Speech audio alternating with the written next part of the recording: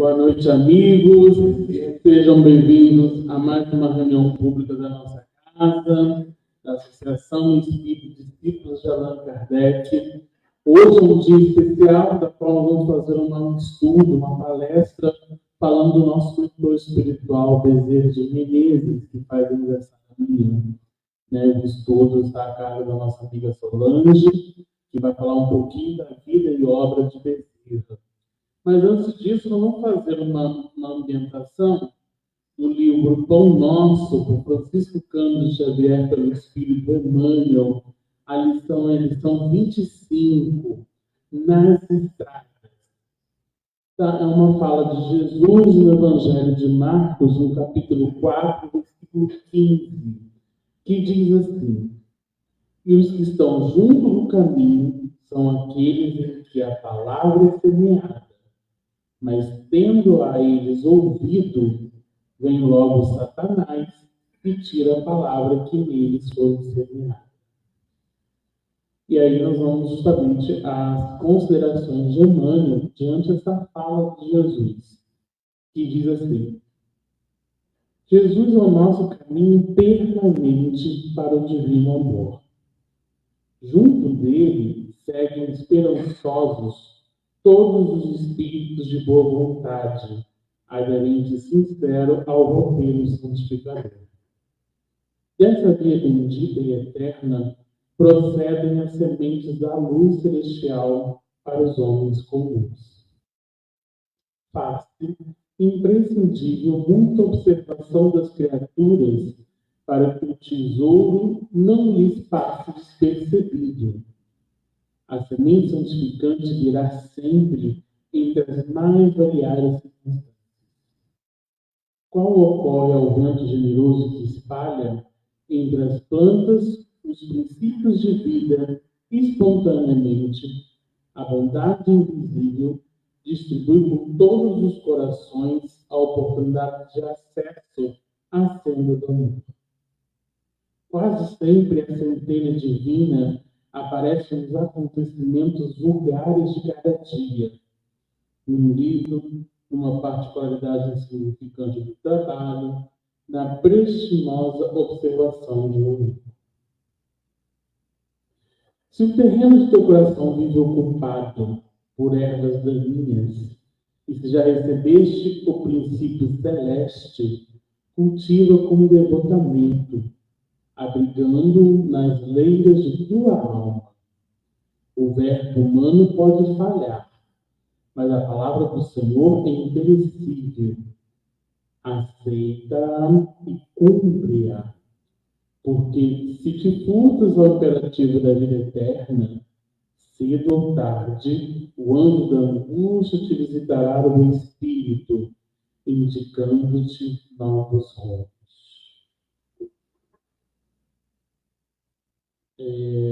Mais uma lição, cheia de figuras, cheia de alegorias, para a qual a gente pode justamente refletir e meditar diante da mensagem de Jesus, que Emmanuel faz as considerações no Evangelho de Marcos, no capítulo 4, versículo 15.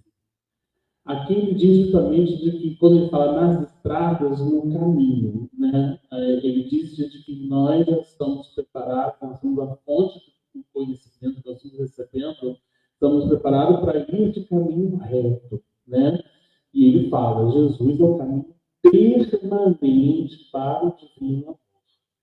Então, considerado guia e modelo é Jesus. É ele que tem traçado como real caminho.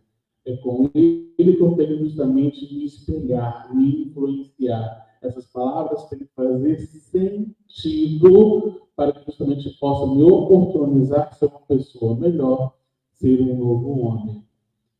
E aqui ele coloca justamente, já dando uma alusão, quando eu lembrei muito quando ele fala da parábola do semeador. É uma parábola que mostra para a gente a semente, e a semente ali com a palavra divina, e o que a gente faz, quais são as ferramentas que nós utilizamos para fazer um cultivo dessa semente se tornar árvore com frutos, Como que eu estou cuidando dessa planta? Como que eu estou cuidando dessa semente? Né? E aqui, justamente, ele coloca justamente disso, né? De que a palavra, Jesus é um modelo de tudo que ele deixou para a gente destinado desses ensinamentos são eternos e é o que fica para justamente a gente refletir e meditar no papel nosso de transformação. Então, na dúvida, não tem erro. Buscar o Evangelho de Cristo, que aqui está o real roteiro da felicidade. Agora, à medida de que, como que está sendo o plantio disso, como está sendo o cultivo disso, né? Ele coloca ali, né? Se o teu coração vive ocupado por ervas daninhas, ou seja, ainda não está pronto, ainda tem algumas questões ainda a ser reparadas, alguns desafios que possam ser retirados, né? Aquelas ervas são justamente aquelas folhas, ela precisa cuidar para que ela possa dar ali um fruto agradável, né? Um fruto bonito, uma flor bonita. E ele coloca aqui, o verbo humano pode falhar, mas a palavra do Senhor é imperecível. Então, aceite e cumpre, porque se te furtas do imperativo da vida eterna, cedo ou tarde, o anjo da angústia te visitará. Quando Kardec pergunta lá para os espíritos, né, onde está escrito as leis, e eles respondem para a gente de que está na consciência, é justamente para a gente entender que a partir do momento que nós estamos aqui, meditando um pouco as lições do Evangelho, estudando a doutrina espírita, entendendo de que a partir do momento que eu saio dessa casa espírita, eu tenho um exercício na família, eu tenho um exercício na sociedade, é o exercício para aplicar essa fonte de ensinamento. Então, a partir do momento em que eu compreendo de que essa palavra não pode somente ser verbalizada, e sim praticada, é justamente entender de que a gente tem a fonte principal desse estudo, né? A gente tem o objeto principal desse roteiro da nossa transformação. Mas basta justamente traduzir isso em atos, não somente em palavras ao vento, e que isso não me faz sentido diário na construção útil, né? Então, quando ele fala que essa estrada reta, para que a gente não possa perder a essência, que é o Evangelho de Cristo. Que esse roteiro é o melhor roteiro. É justamente a melhor alternativa, porque ele justamente é o modelo e guia da humanidade. É justamente por essas mensagens que eu vou me inspirar para seguir uma linha mais confortável, numa linha mais numa linha de progresso da qual nós almejamos na construção desse mundo, né? Então, é justamente ali o nosso roteiro, o nosso espelho, para que a gente justamente possa ali tornar homens de bem, da qual nós objetivamos lá no objetivo da reencarnação, né, que é a evolução. Então, que a gente possa compreender essa mensagem de Emmanuel, ele justamente nos dá aqui uma referência de que, na estrada, no caminho correto, busque Cristo. Deu uma decisão, não sabe o caminho a seguir, busque ele. Busque esse roteiro, porque ele vai justamente nos guiar para que a gente possa justamente chegar ao nosso destino. Então, o Evangelho é o roteiro. Vamos levar esses pensamentos, então. Agradecer ao amigo Mestre Jesus a oportunidade bendita de estarmos nessa casa de caminho, estudando um pouco mais das lições do Evangelho.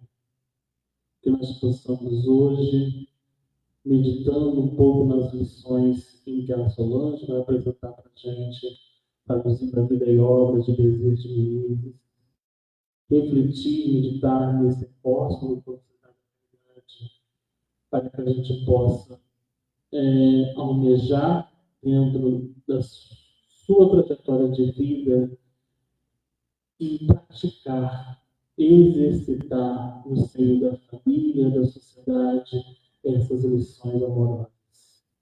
Nós possamos pedir amparo e proteção a todos os trabalhadores voluntários dessa instituição.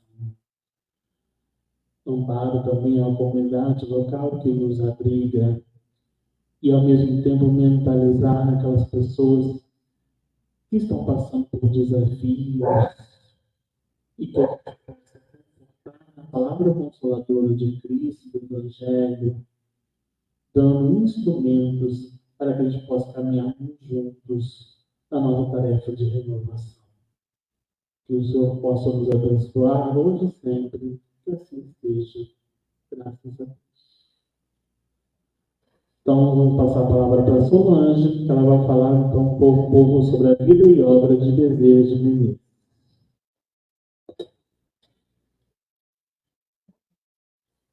Boa noite a todos.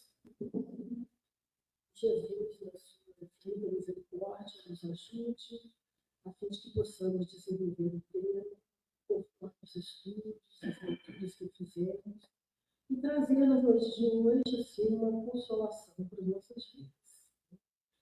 Falar de Bezerra de Menezes não é endeusar uma pessoa, né? No Espiritismo nós não fazemos assim, mas é lembrar o quanto essa pessoa, né, esse espírito foi importante para a sociedade brasileira e para o movimento espírita. E lembrando que o Bezerra de Menezes é o patrono da nossa casa. Há mais um motivo para a gente fazer uma palestra homenageando, lembrando da vida dele, dos percalços que ele passou, das consolações que ele nos dá, a fim de vivenciarmos esse momento nosso. A palestra ela está baseada no livro Bezerra, Chico e Você, de Francisco Cândido Xavier, Vida e Obra de Bezerra de Menezes, de Silvio Brito, da FEB. Também uma carta de Bezerra de Menezes, que também é editada pela FEB, e apontamentos de Luciano Klein. Luciano Klein, ele é historiador, professor, e ele desenvolve pesquisas sobre a preservação da memória do espiritismo no Ceará. Então, ele tem um grupo de estudos, ele assumiu, né, a Federação Espírita do Ceará em 2009, e ele coordena um grupo de estudos sobre Viana de Carvalho, que também é um cearense. E há 30 anos que ele faz pesquisa e estuda os documentos e folhetins sobre Bezerra de Menezes. Então, ele editou 2 livros, e que foi Bezerra de Menezes, Fatos e Documentos, e o outro livro ele editou em 2021 pela Federação Espírita do Ceará, Bezerra de Menezes, O Homem, Seu Tempo e Sua Missão. Nós vamos iniciar lembrando as palavras de Ismael a Bezerra de Menezes, ainda no mundo espiritual, antes da sua reencarnação, que está registrada no livro Brasil, Coração do Mundo, Pátria do Evangelho. E Ismael diz assim a ele: descerás as lutas terrestres com o objetivo de concentrar nossas energias no país do cruzeiro, dirigindo-se para o alvo sagrado dos nossos esforços. Arregimentarás todos os elementos dispersos com a dedicação do teu espírito, a fim de que possamos criar o nosso núcleo de atividades espirituais dentro dos elevados propósitos de reforma e regeneração. E a gente vê Bezerra falando muito sobre união, né? Então, você vê, arregimentarás todos os elementos dispersos. Nós vamos falar um pouquinho que elementos dispersos estava se tratando aqui no caso, quando Ismael fala isso para ele. Muito bem. Ele nasceu, né, dia 29 de agosto, então amanhã estará fazendo 193 anos em que o Bezerra encarnou aqui na Terra, né? Em 1831. Ele nasceu na Fazenda Santa Bárbara, na região do Riacho de Sangue, hoje Jaguaritema, no Ceará. E foi um período que ele nasceu, foi em 1831, foi um período meio conturbado no Brasil, porque iniciou-se o período regencial. Foi em 1831 que Dom Pedro I abdicou do trono, voltou para Portugal e deixou seu filho de 5 anos, que seria o futuro regente, no caso, Dom Pedro II. Então, por causa da sua idade, surgiram os períodos regenciais. Teve regência de 3, regência de 2, regência de 1, né? Durante esse período de 1831 até 1840, quando então foi promulgado a maioridade de Dom Pedro II com 15 anos. E a partir dali, então, ele começa a reger o Brasil, tendo consigo, né, claro, com 15 anos, um conselho de administração que trabalhariam as políticas no Brasil. Então, até 1840, nós vivemos de 1831, um pouquinho antes ainda, até 1840 nós vivemos um período muito conturbado, de muitas revoltas, de muitos problemas, porque muitos não aceitaram o fato de Dom Pedro I abdicar do trono, né, e outros eram contra as regências. Então, assim, foi um momento bem difícil esse período regencial. Em 1842, Bezerra de Menezes estava com 11 anos, e ele, então, muda-se para o Rio Grande do Norte. Por quê? Por perseguições políticas e também por dificuldades financeiras. A família, né? O pai dele era da Guarda Nacional, o avô havia lutado na Guerra do Equador, inclusive ele foi condenado à morte, né? E quando ele vai para o suplício, condenado à prisão, né? Ele, quando vai para a prisão, antes de chegar lá, ele morre no caminho. Mas, então, assim, a política, a família era muito envolvida com a política. Eles eram do Partido Liberal e eles eram bem ligados à política. E, por causa de perseguição política, é um dos motivos que eles tiveram que se mudar para o Rio Grande do Norte. Então, deixaram o Ceará e foi para o Rio Grande do Norte, na Serra dos Martins. E lá, Bezerra de Menezes estudou, aprendeu e estudou o latim, que foi uma língua muito importante depois na sua vida, né? E ele aprendeu de tal forma que ele conseguia substituir o professor nos seus impedimentos. E eles retornam depois, mais tarde, eles ficam lá por 4 anos e retornam em 1846. Nessa época, Bezerra de Menezes já estava com 15 anos. Eles não retornam mais para Riacho do Sangue, porque em 1845 havia tido uma grande seca, e as famílias que estavam lá, inclusive a família de Bezerra, que ainda estava por lá, eles perderam tudo, perderam os gados, perderam tudo. Então, eles ficaram numa situação bem precária. Eles não voltam mais para lá e passam a morar, então, na capital, né, Fortaleza, que era a capital da província. Então, eles retornam para o Ceará em 1846, e ali Bezerra de Menezes conclui os seus estudos no Liceu, que havia sido fundado um ano antes. Ele termina seu estudo. Esse liceu ele foi fundado mais ou menos com base no Colégio Dom Pedro II aqui do Rio. Então, Bezerra termina ali, né? Quando em 1851, aí ele já estava com 19 anos, ele muda-se para o Rio de Janeiro. Objetivo, estudar medicina na Faculdade de Medicina do Rio de Janeiro. A viagem de lá, né, de Fortaleza, Ceará, até o Rio de Janeiro, demoravam 20 dias, vinham de navio. Nesse período, eles davam as paradas para a manutenção. A família do Bezerra já estava pobre, não tinha dinheiro. Então, eles fizeram entre eles lá uma vaquinha, conseguiram 400 mil réis, e foi o dinheiro que deu para ele para fazer as despesas da viagem. Quando ele chegou no Rio de Janeiro, ele tinha 18 mil réis.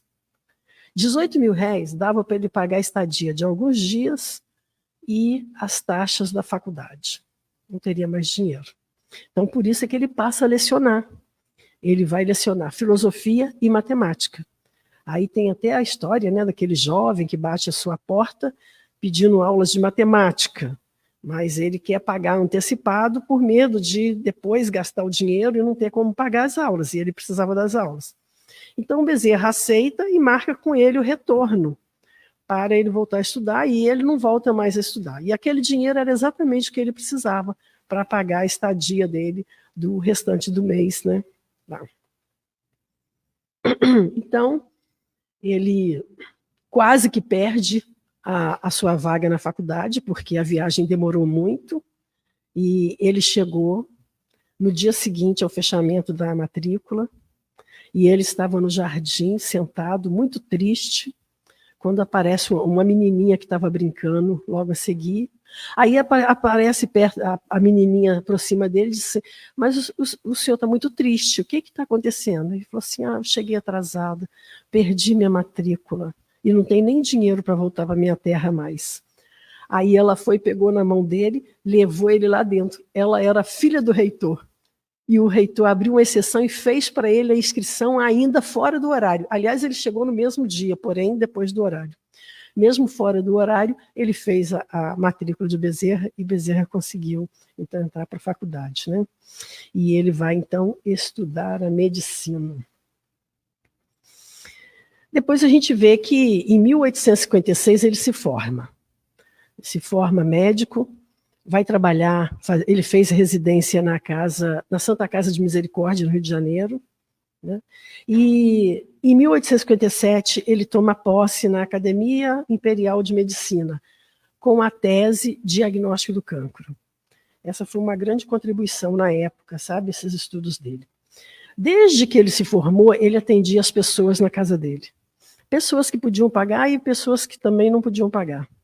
Desde o início, ele teve, assim, essa ideia de que ele deveria ser um médico não só de corpo, mas também da alma. Então, ele sempre auxiliou as pessoas, os doentes. Quantas e quantas vezes ele comprou as medicações, né? A gente tem a história do anel, né?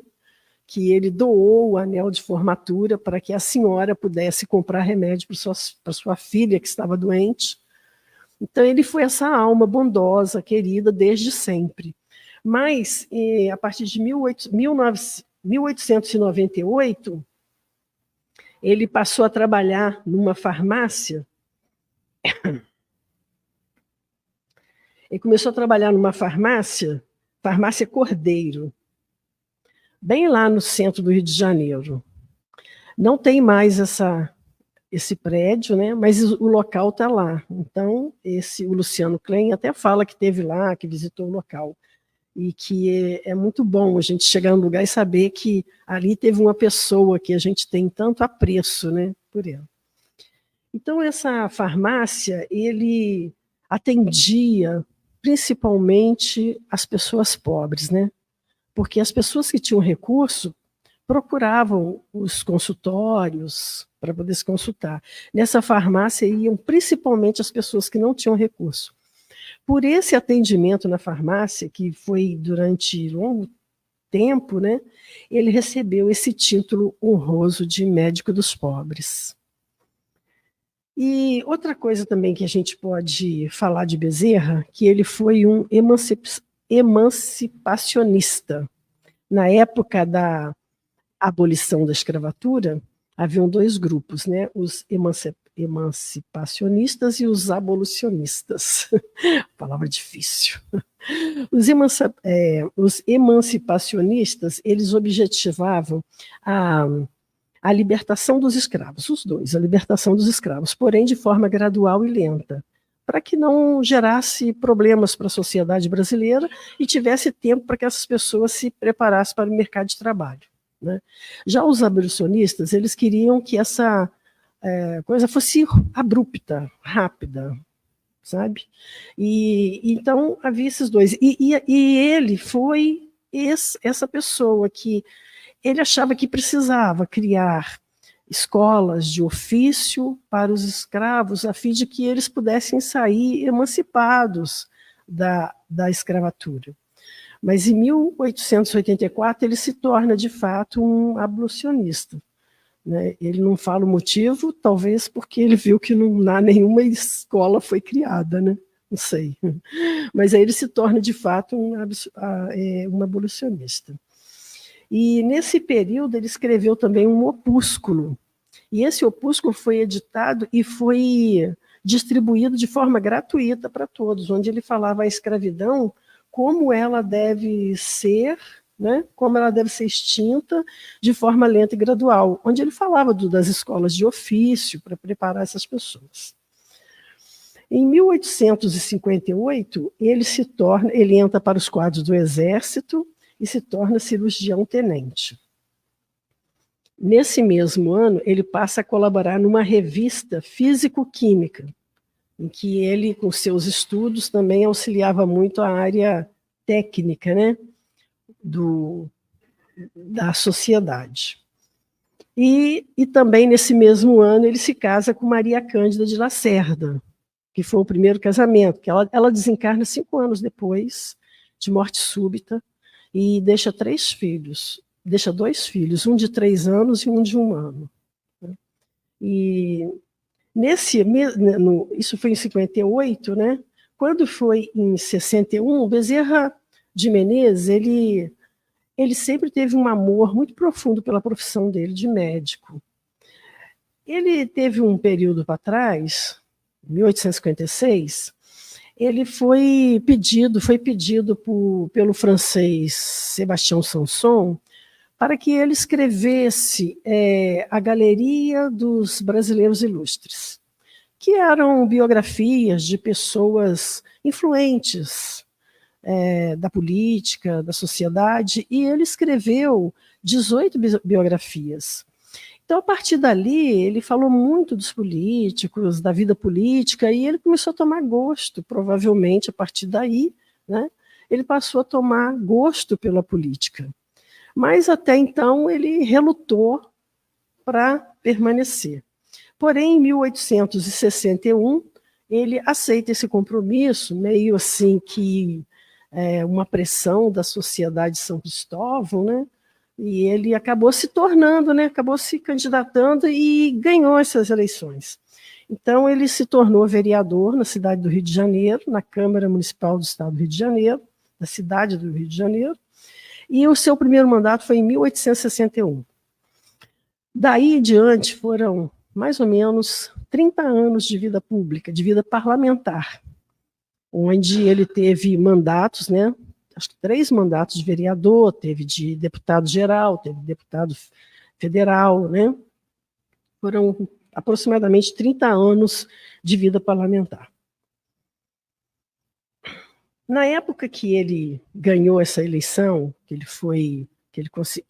ia ser eleito, aí foi impugnado a candidatura dele, porque ele era militar, ele era cirurgião médico do Exército, então, e pela Constituição não poderia. E aí ele abdica dessa condição, né, de cirurgião do Exército para assumir a vida parlamentar. Em 1865, ele casa-se novamente com Cândida Augusta de Lacerda. Ela era irmã da primeira esposa dele por parte de mãe. Ele se casa com ela e tem 7 filhos. Além desses 7 filhos, ele ainda adotou a Antônia Bezerra de Menezes e adotou também a Dodoca, que era uma escrava que foi alforriada pelo sogro dele logo após o nascimento dela.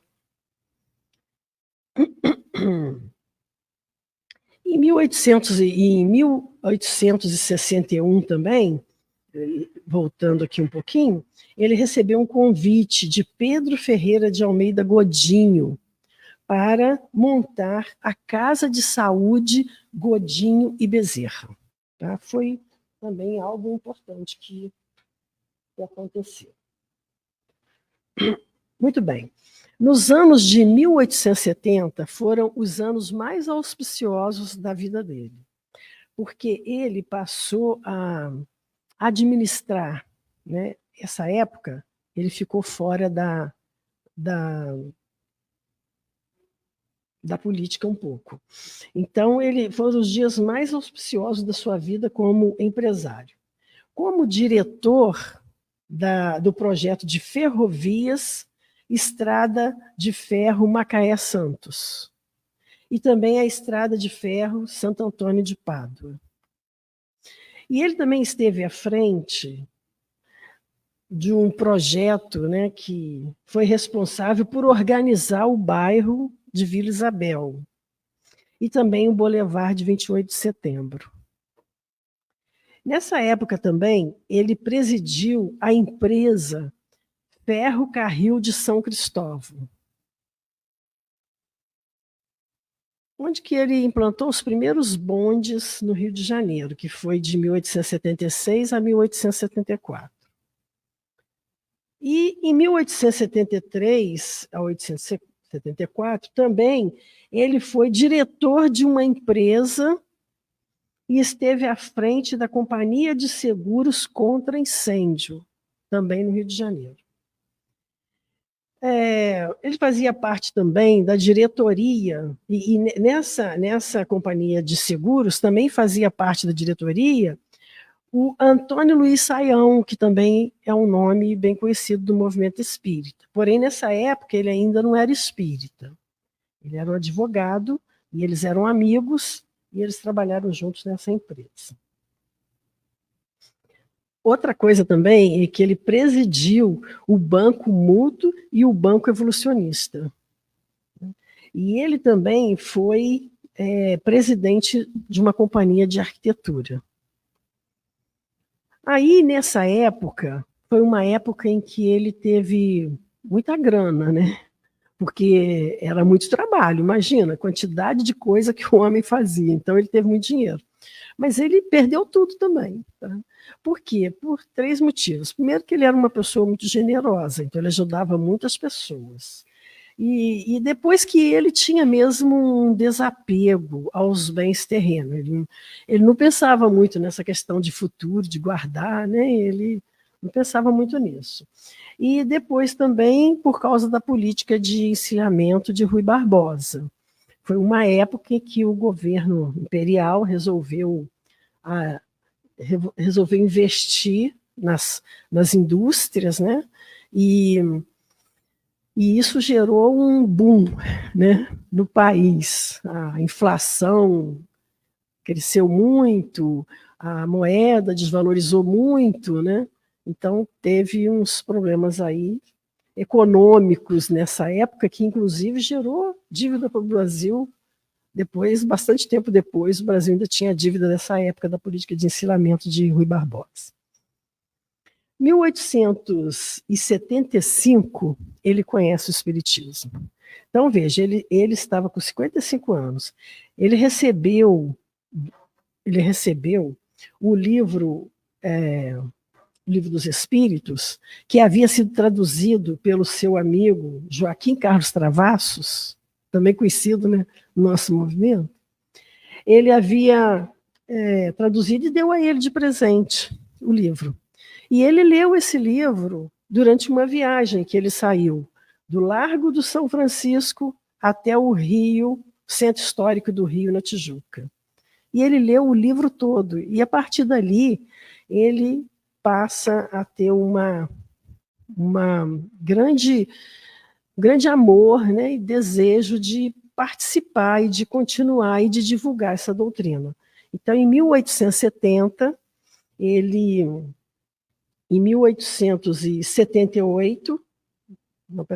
1875 ele conhece, né? E em 1870 ele fundou Em 1870 ele fundou a Sociedade Beneficente Cearense, que era para auxiliar os cearenses que chegavam no Rio. E depois ele também, em 1886, é que ele então adere à doutrina espírita. Aos 55 anos, no salão de conferência da Velha Guarda, com um público de 1.500 a 2.000 pessoas, ele se falou assim, ele se colocou publicamente como espírita. A gente pode pensar, mas isso é uma coisa tranquila, né? Eu sou espírita. Mas naquela época não era assim. Primeiro que ele era um homem super conhecido no Rio de Janeiro, né? Com todos esses trabalhos que ele já havia feito, ele era muito conhecido. Depois que o espiritismo, se hoje a gente já vê alguma reserva, naquela época era muito mais, inclusive perseguições, né, que houveram. Então, não era uma situação tão simples naquela época você falar num público de 1.500, 2.000 pessoas que é espírita. Ele fez isso em 1885. A FEB lançou uma campanha de divulgação por meio de palestras, e ele e outros companheiros participaram. Foi um grande trabalho de divulgação do espiritismo no Brasil.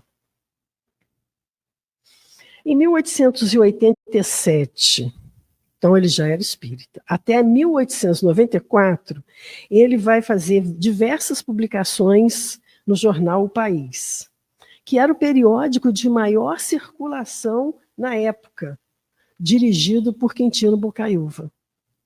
Então, sob o pseudônimo de Max, ele usou esse pseudônimo de Max, ele escreveu artigos espíritas, reconhecendo assim um trabalho grande de divulgação do espiritismo.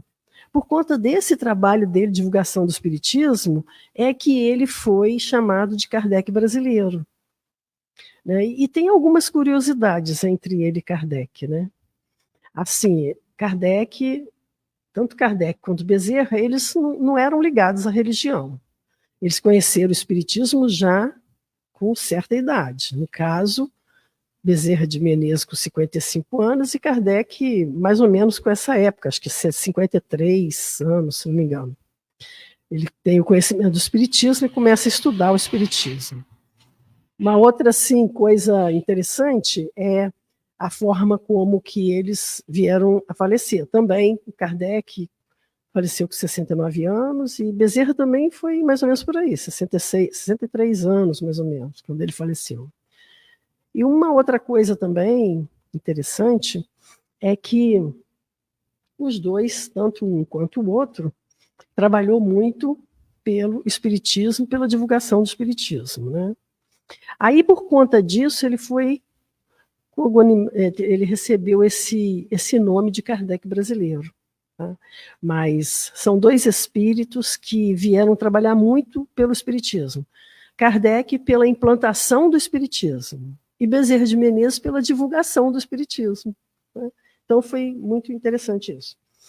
E essas publicações que ele fez no jornal O País, a Federação Espírita Brasileira, ela pegou todos esses artigos e colocou em 3 volumes com o título Espiritismo, Estudos Filosóficos.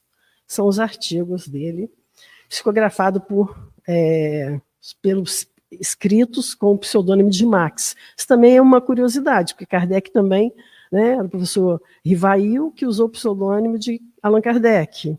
E ele também, nos seus artigos, não usava seu nome, usava o pseudônimo de Max. Então, também é uma outra coisa interessante.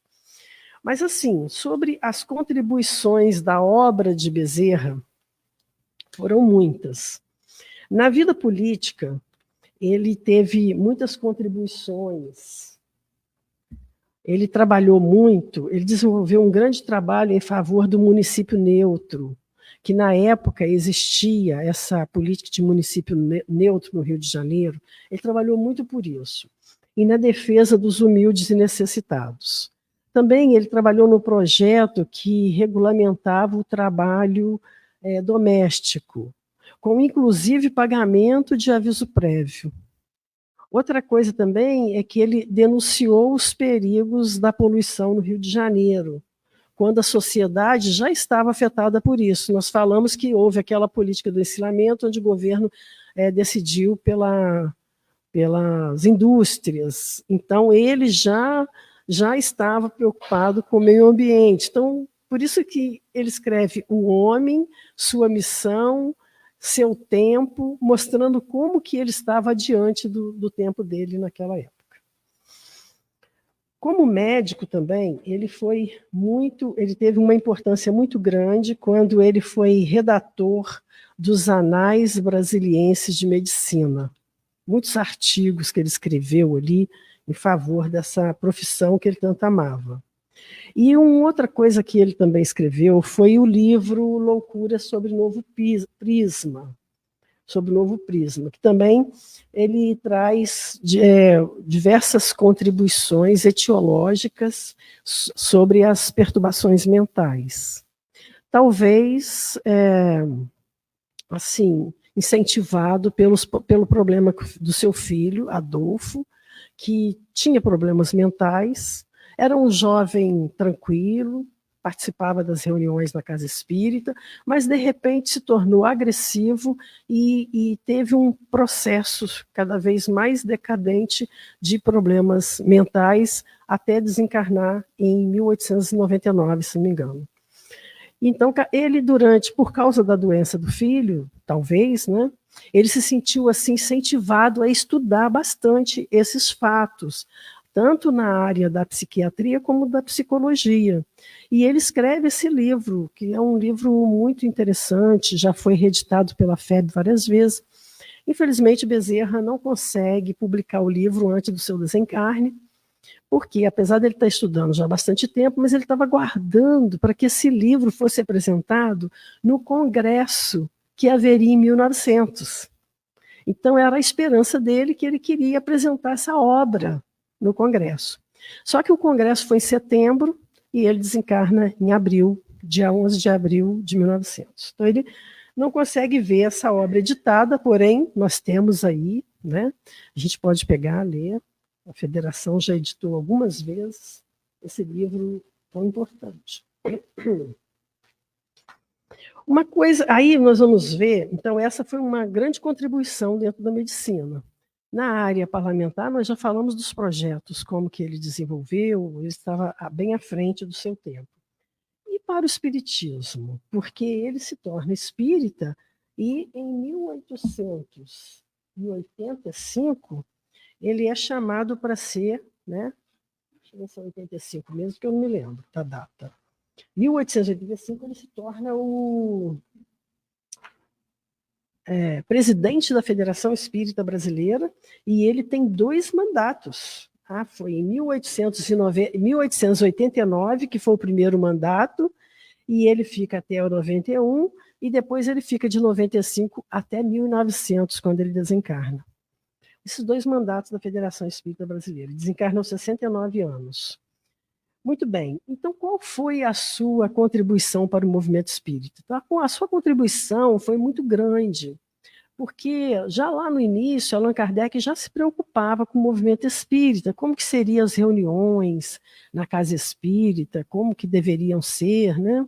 E aí ele escreve no Livro dos Médiuns sobre o estatuto, né, da Sociedade Parisiense de Estudos Espíritas, e que aquele estatuto poderia servir, né, de apoio, de base para as outras casas que surgissem. Então, quando chega no Brasil, Bezerra falou assim, não, vamos ver o que nós temos aqui e vamos ver o que a gente pode fazer. E ele assumiu a federação numa época muito conturbada. Por quê? Olha, em 1889, não existiam obras espíritas em português. Elas só vão existir mais tarde. E só existia em francês. Quem lia as obras em francês eram os intelectuais. Então, igual hoje, que a gente às vezes encontra uma pessoa, ela diz assim, não, eu não tenho muito conhecimento não, mas eu consigo ler as obras espíritas. Naquela época não lia, porque era em francês. E aí, o que acontecia é que quem lia e explicava eram os intelectuais. Só que os intelectuais, eles eram influenciados também por outros autores clássicos.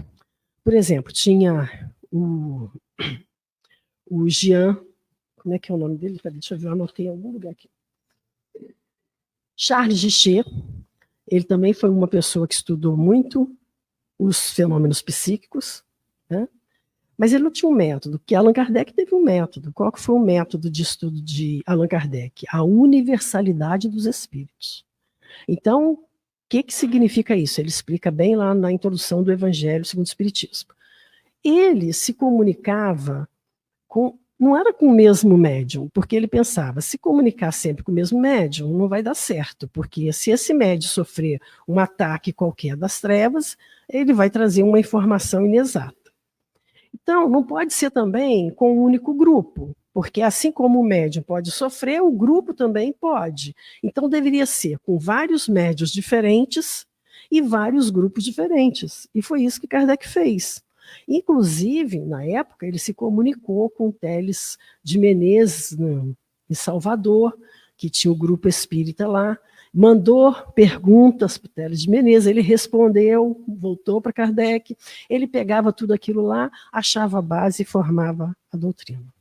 Então, esse método não estava presente nos outros clássicos que falavam também dessa comunicação com os espíritos. Por exemplo, Charles Gichet, que ele trouxe uma lição de metempsicose. Inclusive, ele é considerado o pai da metempsicose, né? Mas, assim, um estudo que não tem as bases da doutrina espírita. Um outro foi Rostaing. Rostaing também chegaram as obras, né, tudo em francês, de Rostaing, mas Rostaing também ele não tinha a universalidade, porque ele se comunicava com um grupo só. O que ele fez? Ele disse assim, bom, são 4 evangelistas.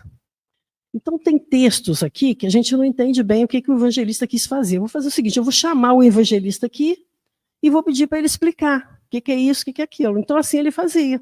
Ele chamava os evangelistas e o que quer dizer esse texto aqui? E aí ele ia escrevendo os 4 evangelhos de Rostaing. Né? Então, assim, também não teve a base da universalidade dos espíritos, porque ele se comunicava com o mesmo grupo. Podia ser médio diferente, mas o grupo era o mesmo. E quando chegaram, nessa época que Bezerra assume, a gente tem esse problema e ainda tem um outro problema também, que era, o grupo estava assim, meio que dividido. Tinha o grupo que buscava o intelectualismo, que eles queriam que o espiritismo fosse a parte filosófica da doutrina, e tinha a outra parte que era chamada assim, que era mais uma visão mais adocicada do espiritismo. Então, assim, tipo o cristianismo redivivo, então trazia mais para o aspecto religioso. E também, então, existia essa questão toda. E o que acontece é que o espiritismo estava sofrendo um grande risco de rompimento. Era preciso que houvesse um elemento que unisse esses grupos. E esse elemento foi Bezerra de Menezes. Porque ele se comunicava tanto com o intelectualismo, porque ele já tinha isso, ele sabia inglês, ele sabia francês, ele conhecia 3 línguas. Ele conhecia o francês fluentemente, ele conhecia o latim, né? Então ele tinha muita condição. E intelectualidade também. Então, ele conseguia conversar com esse grupo. E ele conversava com outro grupo também, porque ele considerava as pessoas, desde que ele se formou, não só tratando de corpos, mas também de alma, falava de benefício às pessoas. Ele era aquele homem bondoso que ele foi a vida inteira. Ele não foi só quando ele se tornou espírita, a vida toda ele foi aquela pessoa. Então, ele conseguia conversar com os 2 grupos.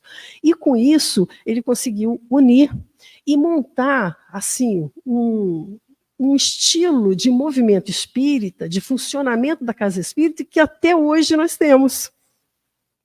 Porque naquela época ele falou assim, não, nós precisamos atender aos necessitados. Então, nós vamos criar um departamento assistencial. E aqui nós vamos distribuir roupas, alimentos, farnel para as pessoas. E depois ele falou assim, bom, nós vamos formar um grupo para estudar porque aqueles grupos lá intelectualistas, eles achavam que as pessoas só tinham que estudar, era um grupo de estudo, que a doutrina era um corpo de estudo, né? Ele falou assim, nós vamos formar um grupo de estudos que vai estudar a doutrina, e nós vamos também montar uma reunião mediúnica, porque a reunião mediúnica é uma reunião assistencial. Assim como tem as pessoas encarnadas que precisam de assistência, tem os espíritos encarnados que também precisam de ser assistidos. Então, ele formou a reunião mediúnica com esse objetivo, de atender aos necessitados no mundo espiritual. Não é essa a base das nossas casas espíritas, né, que funcionam até hoje. Até a metade do século XIX era muito maior isso, né? Depois foi diminuindo um pouco, mas até hoje nós temos esses 3 setores dentro da casa espírita. Então, isso foi um grande trabalho que ele desenvolveu em torno do espiritismo. Com relação às obras que estavam chegando, aí começaram, né, a fazer a buscar, a transferir para o português, né, fazer tudo isso, e ele falou o seguinte, olha, vamos fazer o seguinte, vamos publicar tudo. Aí ele publicou todas as obras. Charles Che, do Rustem, do Allan Kardec, e vamos deixar que o tempo decida o que for melhor. E ele colocou, editou tudo, né? E realmente muita gente estudava Rustem até 1950, mais ou menos, era bem grande. Muitas pessoas estudavam. Hoje, depois foi diminuindo. Hoje, poucas pessoas que conhecem Rustem. Às vezes, muita gente, você pergunta, nem sabe de nada, né? Mas aí Kardec sabe, né? Então, assim, o tempo tratou de colocar as coisas nos seus devidos lugares. O que nós queríamos lembrar aqui é que uma mensagem, né, que foi veiculada no jornal, isso daqui é só uma delas, né, porque foram diversas, que foi colocado no jornal Carioca Gazeta de Notícias, em fevereiro de 1889, o caso com o título de Gratidão. Um caso de um casal que estava com a filha em estado muito grave, ela havia engolido uma agulha com a linha, a agulha agarrou na garganta, já tinha sido feito todos os procedimentos médicos e nada conseguia resolver o problema. Então eles, de último caso, resolveu procurar o Dr. Bezerra de Menezes. E quando chegou lá, ele conseguiu que, através da homeopatia, dos remédios, né, ele conseguiu não só tirar a agulha, como também a linha. E essa menina ficou curada. Então, eles colocam isso no jornal, um agradecimento a Bezerra de Menezes por aquilo que ele havia feito. E mensagens assim, enormes. Até hoje, né, a gente vê muitas curas efetuadas por Bezerra de Menezes, né? Quantas pessoas que na hora de uma situação, uma cirurgia, um problema de saúde, não lembra do médico, Dr. Bezerra de Menezes, né? Então, eu nem conhecia o espiritismo, eu tinha uma amiga que pedia Dr. Bezerra de Menezes na hora das doenças dela lá, né? Eu nem sabia quem era, mas assim, é algo que é muito interessante, assim, é bacana da gente ver como que esse espírito foi um grande trabalhador. E foi quando na Terra e continua no mundo espiritual. Várias obras escritas por Chico Xavier nos mostram do trabalho de Bezerra de Menezes na esfera espiritual. Não só com cura, mas também com resgate de irmãos necessitados em situação difícil no mundo espiritual, né? No livro Voltei, por exemplo, tem lá o desencarne, né, do irmão Jacó, onde Bezerra de Menezes foi para auxiliar o desencarne dele. E várias outras pessoas, né, vários espíritos que foram auxiliados por Bezerra de Menezes. E até que ele recebe, então, um convite feito através da Celina, que é assessora de Maria, para que ele pudesse ir para um dos mais evoluídos, um mundo de regeneração, porque ele aqui na Terra já havia passado pelo estágio e não teria mais nada que a Terra poderia ensinar para a sua evolução espiritual, e que ela seria mais rica sendo desenvolvida num planeta com uma evolução maior. E ele preferiu ficar. Ele preferiu ficar para auxiliar os amigos que ainda continuam por aqui. E até hoje ele continua conosco, né? E é muito bom saber que o Dr. Bezerra de Menezes vai conosco para o planeta de regeneração, né? Vamos todos juntos, né? Que agora ele já nem vai mais para a regeneração, né? Devido a tanto trabalho que ele realizou, provavelmente ele já desenvolveu bastante, até para mundos mais superiores. Nós vamos trazer aqui, por último, uma mensagem, entre tantas que ele editou, né, que ele escreveu, pela psicografia do Chico Xavier. Nós vamos trazer uma aqui que se diz rogativa. E ele diz assim: Senhor Jesus, rogando-te permissão para reverenciar o divino apostolado, nós te louvamos e agradecemos a oportunidade de trabalho das quais nos enriqueces a existência. Abençoa-nos, Senhor, com a tua infinita bondade, a fim de que aprendemos a servir-te na pessoa daqueles irmãos nossos de humanidade, tantas vezes em obstáculos maiores que os nossos. Conserva-nos aqui em teu amor e ensina-nos a encontrar-te nas tarefas do bem a que nos designas, para que não nos percamos nas sombras em que, porventura, se nos envolvam os caminhos nos variados climas terrestres. Nas horas felizes, dá-nos a tua inspiração e a tua luz, para que a nossa alegria se não converta em flor estéril na seara de tuas bênçãos, e nos dias difíceis, ser nosso apoio para que a provação não nos bata ou destrua. Ajuda-nos a identificar-te a presença divina em cada coração necessitado de socorro ou de amor que nos bata à porta, e supre-nos de forças e recursos na municência do teu amparo no desempenho de nossas obrigações. Quando a incerteza nos visite em ação, coloca, Jesus, por misericórdia, a tua mão em nossas mãos e guia-nos o sentimento para que o bem se faça, não segundo a nossa visão humana e estreita, e sim de acordo com as disposições sábias e compassivas de tua vontade.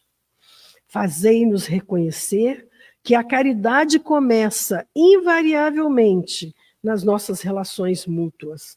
Portanto, apenas em nos servindo uns aos outros é que conseguiremos irradiar o amor que nos deste para distribuir com os nossos semelhantes. Senhor, ampara-nos e orienta-nos, para que possamos um dia corresponder plenamente ao teu mandato de confiança. E suplicando-te mais uma vez, acolher-nos em teu coração misericordioso e augusto, terminamos com a nossa rogativa, com aquela outra que legaste por luz divina no caminho dos cristãos de todos os séculos. Pai nosso, que estais no céu, santificado seja o teu nome. Venha a nós o vosso reino, seja feita a vossa vontade. Ó Pai, a tua vontade, assim na terra como nos céus. O pão nosso de cada dia, dai-nos hoje. Perdoa as nossas dívidas, assim como perdoamos aos nossos devedores. Não nos deixe cair em tentação e livra-nos do mal, porque teu é o reino, o poder, a majestade e a glória para sempre. Assim seja. Muito obrigado, que Jesus...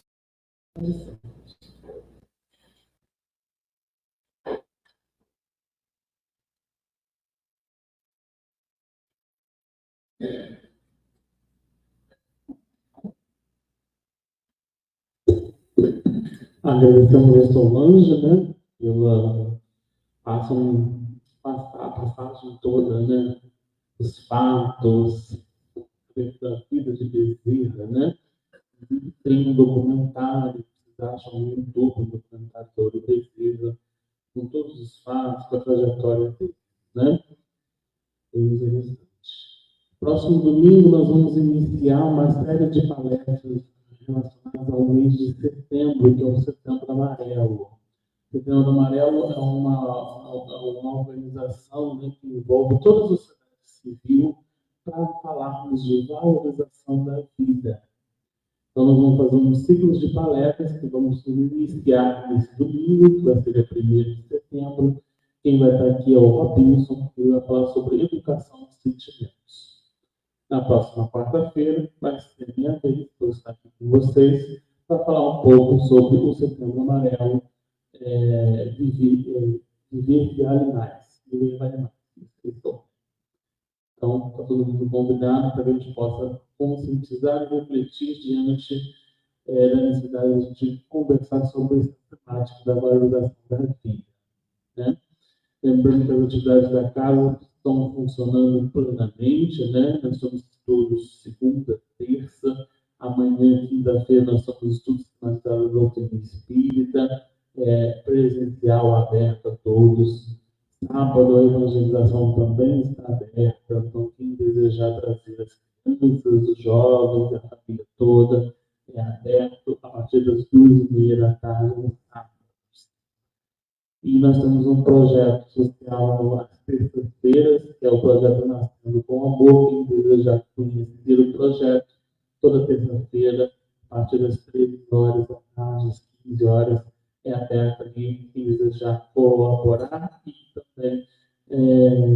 e também conhecer o projeto. Falando desse projeto, nesse domingo, nós vamos ofertar um chá fraterno apresentando todo esse projeto. Então, quem quiser conhecer melhor sobre o projeto, no domingo nós temos o chá fraterno a partir das 16h.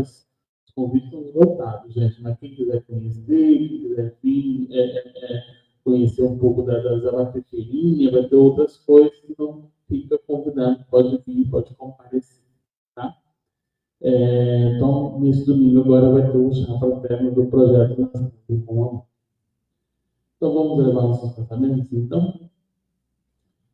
Agradecer ao amigo Mestre Jesus, aos amigos espirituais que nos acompanham, em especial Bezerra de Menezes, patrônimo, social dessa casa, pela oportunidade bendita de reunirmos com os amigos, frequentadores, voluntários dessa casa, que estão aqui presencial, os que estão nos acompanhando de forma virtual, com o objetivo maior de a gente trabalhar, dar prosseguimento à sua divulgação, a divulgação do Evangelho de Cristo, a divulgação da doutrina espírita, todos os cantos, mas estendendo todos esses ensinamentos na construção do homem, que a gente possa levar essa semente aos corações da nossa família, da sociedade, e ao mesmo tempo colaborar na implantação,